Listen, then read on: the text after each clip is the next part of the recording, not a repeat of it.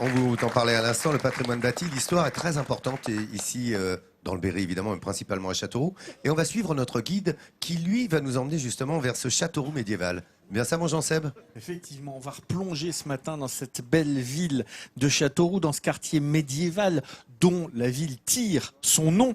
C'est au Xe siècle que Raoul le Large, non pas parce qu'il était comme moi, mais parce qu'il était extrêmement généreux, vint ici pour construire une forteresse. Et le château Raoul a été essentiel pendant la période de la guerre de 100 ans, parce que c'était la frontière entre l'Aquitaine et le royaume de France. Le royaume de Guyenne, comme on disait à l'époque. Moyenâgeuse, elle transpire encore des murs de ce quartier médiéval dans lequel je vous emmène vous balader.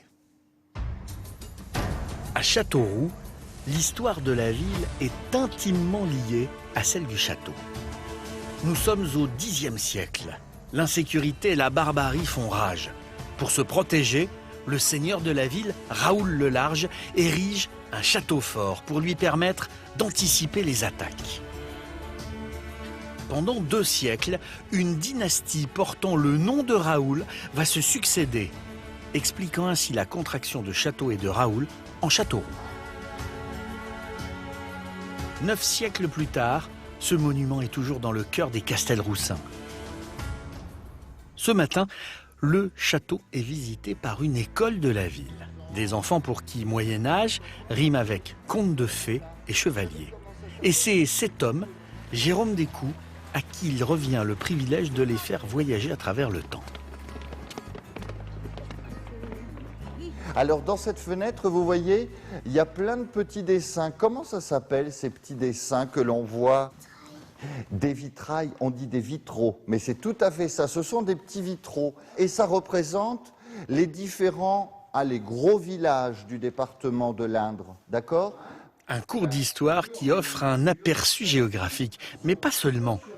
Pour les ramener au temps du Moyen-Âge, Jérôme leur propose un atelier créatif, la calligraphie. Et pour la plupart de ses enfants, écrire avec une plume, c'est une grande première. Appuyez sur le papier avec votre plume, toujours du haut vers le bas. Mais vous inquiétez pas, là il faut que tu essaies de les faire droit, mais c'est très bien. J'aime bien l'encre, mais ça attache beaucoup. Ce que j'ai pas aimé, c'est que ça bave. Ouais, mais toi t'en prends trop, et c'est pour ça que ça fait des gros bouts. Moi je me sens comme si c'était au Moyen-Âge et que j'écris comme une princesse. Pour Jérôme, le pari de les faire voyager dans le temps est une réussite. Deuxième étape de notre parcours médiéval, la porte Saint-Martin. Et là, Jérôme retrouve une autre passionnée d'histoire, Anna. On se retrouve à l'ombre de cette vieille porte. C'est vraiment la porte originelle par où on passait, par cette espèce de détroit, c'est un goulet d'étranglement. Cette porte Saint-Martin était le seul accès pour entrer dans le château Raoul, le dernier rempart contre l'ennemi. Cette porte était donc hautement armée. Imaginez des tirs croisés. Exactement. Il y a des chambres de tir avec meurtrières qui donnent directement sur ce lieu d'étranglement. Exactement. Donc cette porte Saint-Martin, c'est vraiment la porte défensive. L'une des plus grosses places fortes d'Aquitaine au Moyen-Âge. Exactement. C'est avec Anna que se poursuit notre parcours au temps du Moyen-Âge. Elle nous emmène maintenant dans un autre lieu chargé d'histoire, le couvent des Cordeliers. Il date du XIIIe siècle et abrite aujourd'hui des expositions temporaires d'art moderne. La grande richesse de ce lieu, on la voit dès la porte d'entrée. Alors là, on est vraiment dans l'entrée et on a la chance encore d'avoir ce tympan en plus, encore avec des traces polychromées. Là, on est vraiment dans l'art roman par excellence, tout ce qui se fait au XIIIe siècle. Il est aujourd'hui le seul couvent franciscain conservé dans sa quasi-totalité en France. Un lieu qui surprend par ses volumes considérables. Donc l'idée des Cordeliers, c'est de pouvoir accueillir le maximum de fidèles, d'où des dimensions d'une église assez faramineuses. On est sur du 50 mètres de long pour 9 mètres de large.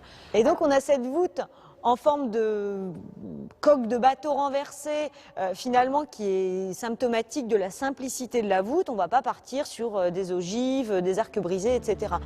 Ce couvent, charmant, restauré il y a 40 ans, mérite vraiment le détour, tant pour ses terrasses que pour ses jardins sur lesquels jadis les moines faisaient pousser des vignes.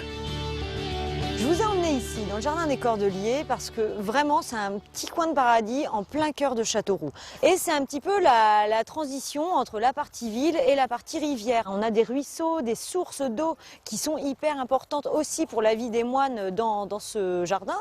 Donc là, maintenant, c'est plutôt jardin en terrasse, lieu de promenade, mais ça continue à faire le lien entre une partie plus ville, une partie plus rivière.